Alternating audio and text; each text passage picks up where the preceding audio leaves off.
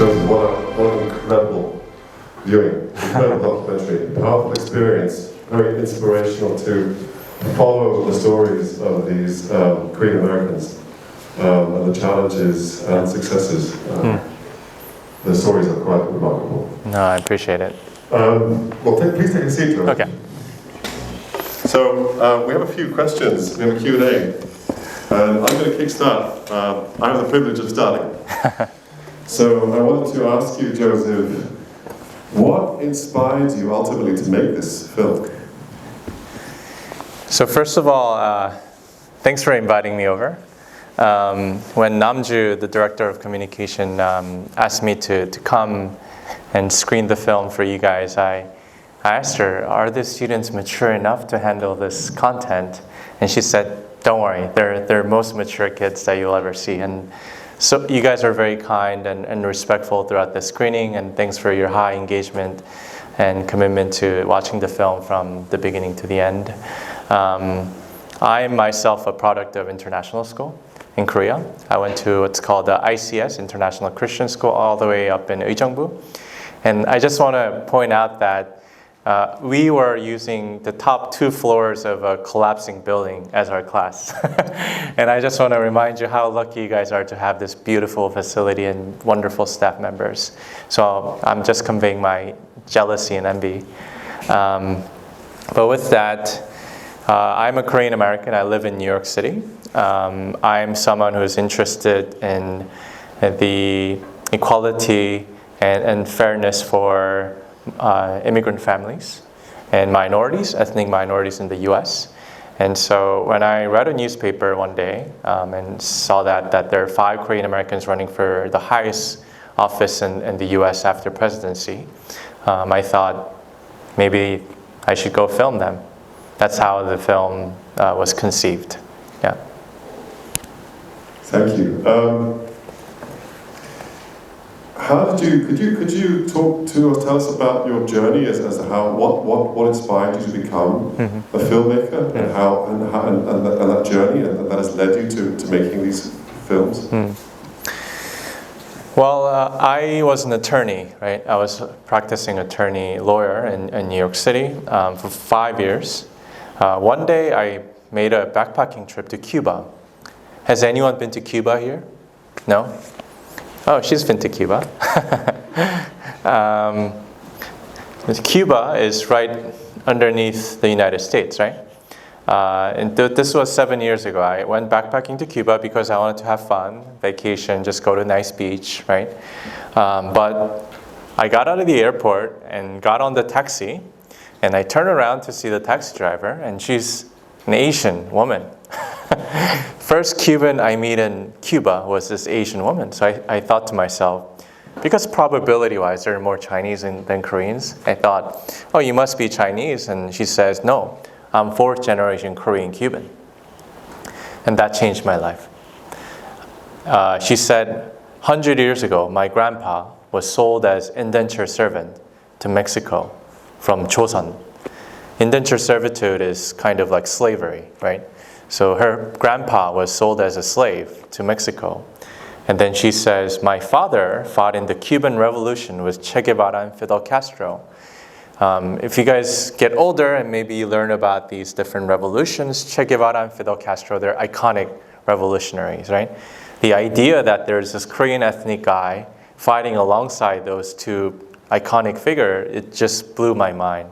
And so I ended up going back to Cuba 5 more times with my camera and started filming and documenting the lives of the Korean Cuban, where there's about 1,000 of them in Cuba right now. And so that turned into a feature-length documentary, which was earlier introduced as Geronimo or Jeronimo in Spanish. It opened in theaters in Korea exactly 3 years ago on November 21st, 2019. And the reason I remember that date so clearly is because it's the same day that Frozen 2 was opened in theater. And so we were murdered in the box office. But nevertheless, a lot of people saw and realized for the first time that, wow, there are so many Koreans living outside of Korea. And they're Their narratives are extraordinary. And I talk about Korean diaspora, which refers to Koreans living outside of Korea, but I mean, this is a very diverse group of people. And the term diaspora not only applies to Koreans, but from all of you who live outside of your respective countries. And I think it's a fascinating concept, right? Do you guys ever feel like, here in Korea, you're considered to be foreigner, but even when you go back to your home country, you're also considered to be, you're not English enough, or you're not something enough. I mean, I have to deal with that all the time too, right?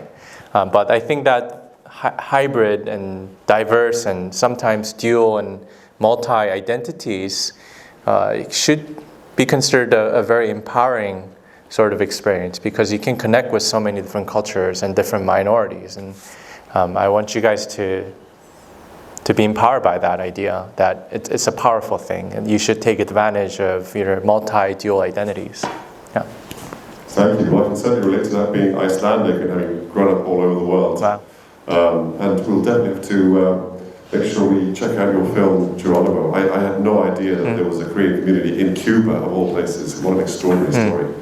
Well, I would love to be able to ask you more questions, but I know that there will be questions from you as well. So please, open the floor to questions from you. And while you guys entertain for questions, can I take a selfie with you guys? Selfie? Absolutely, yes. Okay. Did this work? All right.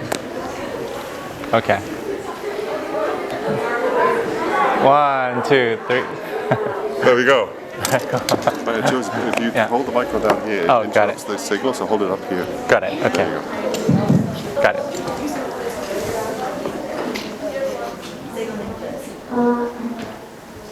And while you were filming the Juhn, did you end up voting for one of the people running for Congress?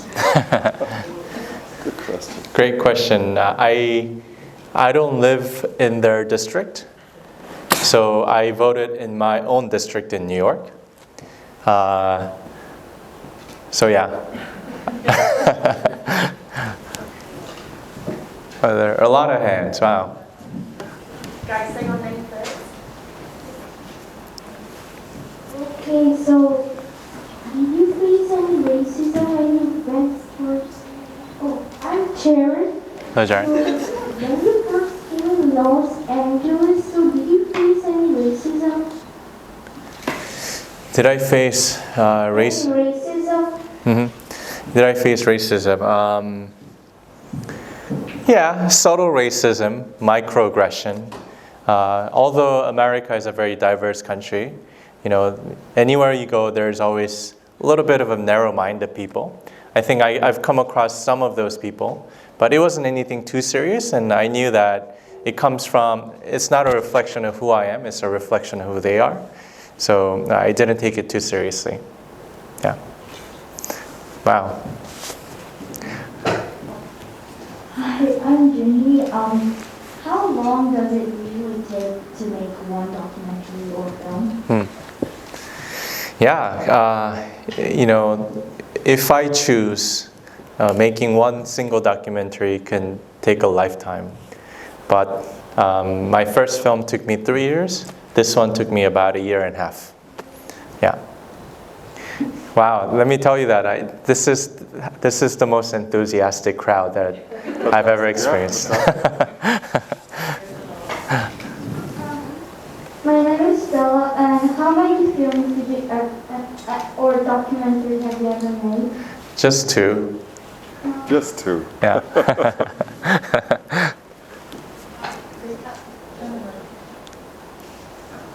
Hold it up like this. Hello, I'm Hugo, and I wanted to ask, were you brought up in America? Did I what? Were you raised in America? Yeah, I was actually raised. My earlier childhood, I was raised in Korea. So I was born in America, but I came to Korea when I was 3, and then I lived here until I was 18. So my first language is Korean, actually. Yeah. Hi, my name is Jay. I want to ask, which candidate's story did you feel was the most interesting? Certainly David, and that's why he became the protagonist. The reason I found his story to be fascinating is because David alone symbolizes so much of complex layers of conflicts and tensions that exist within the Korean American community. I don't know if you guys are into politics, maybe a bit too young to engage in politics, but whether we like it or not, politics is quite important because a good leader can bring out a lot of good energy and good narratives, but a bad leader can bring out a lot of negative energy, right? I think David's story highlights a lot of the pain and struggles and some of the hypocrisy that exists within our community. So I wanted to highlight his story the most. Yeah. Hold it up like this. Grab the upper part. Yeah. Hi, my name is Petra. Was it hard to make the movie? Oh yes, yes. It was so difficult because I was not a professional filmmaker. I was a lawyer, so I had to learn everything from scratch. Right. Was it hard because of COVID as well? Oh yeah, it was very difficult because of COVID. We were shooting before the vaccination came out, so we were always wary of where we go, always wearing the masks, right? Yeah. Okay. Hello, my name is Steven, and my question is, while filming David, did you have any challenges, like maybe emotional challenges while filming David? Any inspiration? Yeah, very much so. Listening to a lot of, his pain is always never easy, right? And as a listener, because I have to interview him, I have to build this rapport and trust. And I have to really become engaged with his story, right? So when you really respectfully listen to another person's story, you are bound to be affected by his own emotions, right? So it was very sad, and I wanted to be fair and respectful in portraying his life story fairly on the screen. Yeah. Hi. I'm sorry, and were people open with you about their stories? Did they tell you their stories, and did you need to convince them? I had to do a lot of convincing to sit down with them. So you guys want to know the trick? How I ended up sitting with all 5 candidates is David. I kind of knew him because we're both attorneys. So he's the only person who initially gave me, hey, you can come into my office anytime and film me, right? And then the other 4, I didn't have a personal relationship to them. So I started calling one by one and said, hey, the other 4 signed up. Would you want to be the only person being missed out on this? So eventually everyone signed up. And it was very difficult, yeah. But I had to sort of prove myself what my intentions were for them to believe in my storytelling as well, right? Yeah. Hello, my name's Edward, and I have a question. Was there a script, or was some of the times when they were talking made up in their head? Everything is spontaneity, right? There's nothing that was scripted, right? Okay. Yeah, and I couldn't have predicted the results, election results, right? It could have been the case where all 5 would lose, but it just happened that the protagonist, the main character, David Kim, happened to be the only person who lost by the slimmest margin in that district's 50-year history. So, I mean, it was very dramatic by chance. Yeah. What is the main message you want to convey through your documentary? The main message? I wanted to ask, how can we peacefully coexist amidst our differences. That's my main message. Yeah. Do you guys get extra credit if you ask questions? You guys are so passionate. I love it. My name is Jaden. So you kept kind of showing like these campaigns. What was the point in keep showing the campaigns if your main point was like trying to show about the Korean spirit or something like that? Well, I think to tell a universal message, you need a specific context. So the context of this film was during the election campaign, right?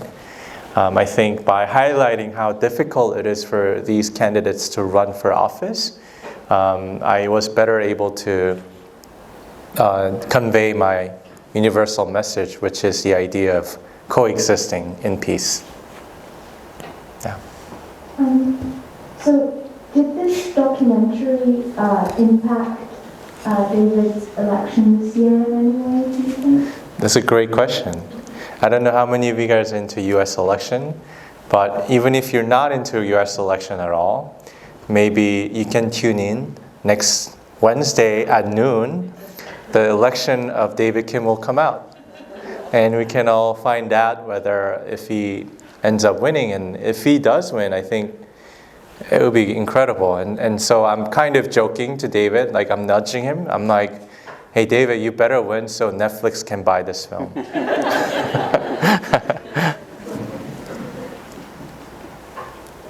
So my name is David again.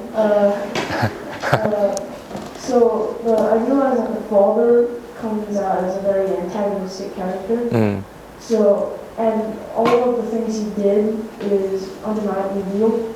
So while filming him, did you have any maybe like opinions on him or troubles? Yeah, that's such a great question. So as a storyteller, you have this sort of untold ethical dilemma, right? If I were to tell David's story in full, I might end up damaging the reputation of the parents, right? If I were to safeguard the parents' reputation, I might not be able to tell David's full story. So what do you do in this situation? Me and my editor, we really struggle with this question a lot because by telling a full story, we didn't want to harm anyone's reputation, but we had to resort to that. And I had to really come to terms of making that decision after the film came out. In my relationship with David's parents, we're still trying to work it out. So it's difficult. And there's some ethical responsibility that comes with my storytelling. But now they're okay. So another reason David has to win is so that David's parents can be happy. And I would like to attribute just a little bit credit to myself because after Chosen played in Koreatown in LA, where David is running again, so many of the elder Korean seniors became David's fervent supporters. And so they're raising funds for him, they're knocking doors for David. So hopefully it turns a tide and David can win this time. Yeah. Hi, I'm Ollie. In the scenes where there are the different protests, in total, how many protests do you go to? I've been to quite a few. I've been to the BLM protest when it was happening, maybe 2 years ago. I went to anti-Asian hate crimes protest when it was happening about a year ago. I try to be socially engaged because I think it's important. Yeah. Hi, I'm Chris. So you said that there's no script for the candidates, but for like the candidate supporters, I'm sure they would have felt a bit shy coming on camera. Did you have to like comfort them in any way? Yeah, I signed a release form, to anyone who appears in the film for more than just a few seconds, and I have to get their agreement to be on the film. If they don't want to be filmed, then I don't film them. Yeah. Can we pass on the mic to the lady over there? She's been holding up a hand for a long time. Yeah. Yes, you. Hi, I'm Saran. How was it like to convince David's parents to come and film with you? And like, how did you feel when they were coming to the film, to like David's party with coming unannounced, like, and giving the speech? How did you feel? Yeah, I mean, so any potentially damaging part on David's parents' reputation comes actually from David and his brother, right? Because they're sharing of domestic violence experiences and how they were rejected because of their sexual orientation and whatnot. And so I was like, David and David's brother Evan, are you sure you want these contents, these interviews, to be in the film? Because it's going to affect your parents. And they said, we want those stories to be told fairly. And so it was. And yeah, I mean, it's quite hurtful and humorous at the same time, right? When David's parents come on the election night, and when we were all expecting that they would embrace David and just accept David as who he is, at least on the election night, but they went to the opposite end, right? They started preaching about born-again Christianity and all that. I felt so bad for David. I felt so bad for David that night. Yeah.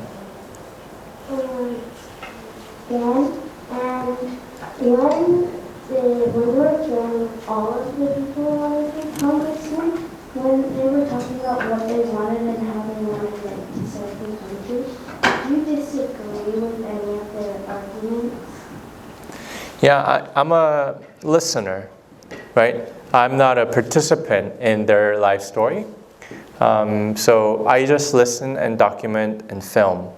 I don't try to argue with them. So some candidates had a different worldview than mine, but I also try to humanize their position and humanize their character as much as possible.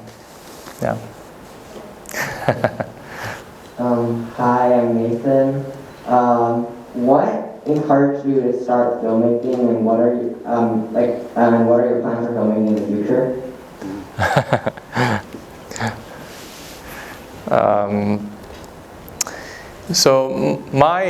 I'll tell you what really took me to work on this film. Do you guys remember maybe 3-4 years ago? I don't know if you guys were living in Korea, but do you remember President Trump and the North Korean leader Kim Jong-un meeting in Hanoi?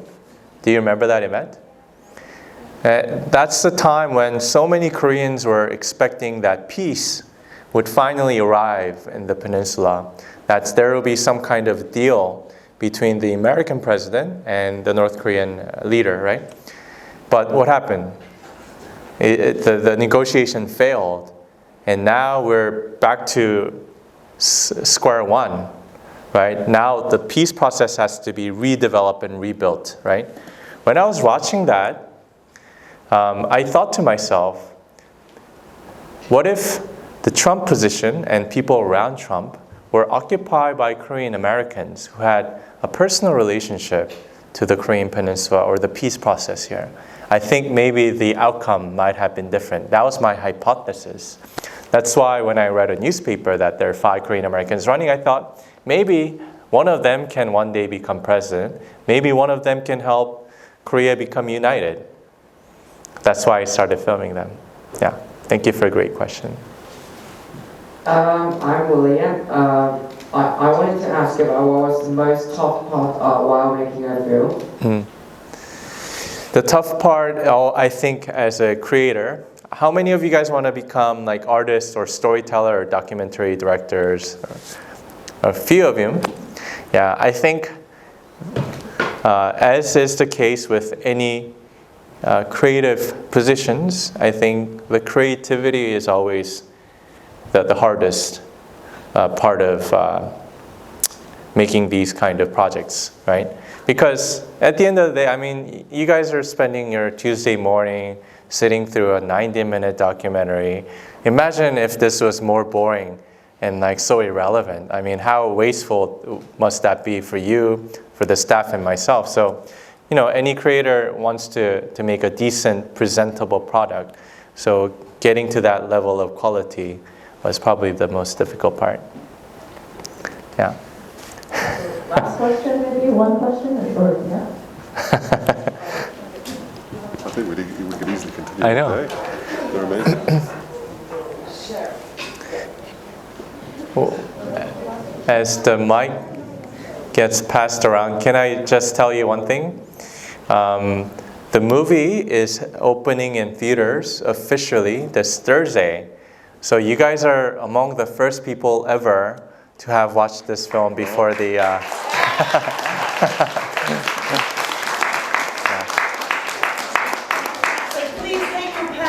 Starting on Thursday. Yes, that's the point that I was trying to get to. If you really love the film, bring your parents because there's subtitles in the Korean theaters. Did David have to always prepare for answers or thoughts for the online meetings? Yeah, you know, if you do this kind of Q&A long enough, so I had 45 screening across the United States right before I came to Korea last week.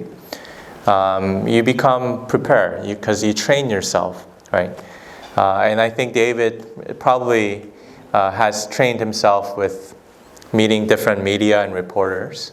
So I don't think he was prepared like mentally, but he didn't have to like physically prepare for everything because it was like a learned experience for him, right?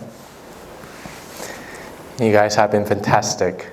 Absolutely amazing questions.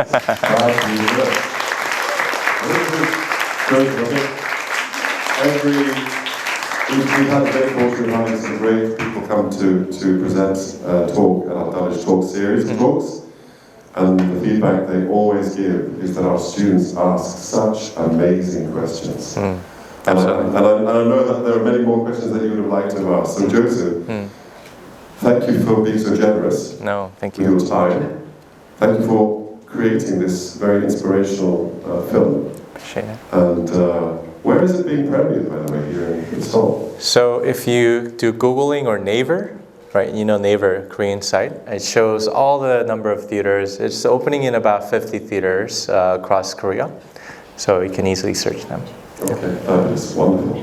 And best of luck with your future endeavors. We will certainly look out. I'll go and try to find and see how I can watch Geronimo. Oh, wonderful. That sounds absolutely fascinating. Thank you. Best of luck with your future endeavors. So thank you. Let's give Joseph a round. Appreciate it. Thank you so much, guys.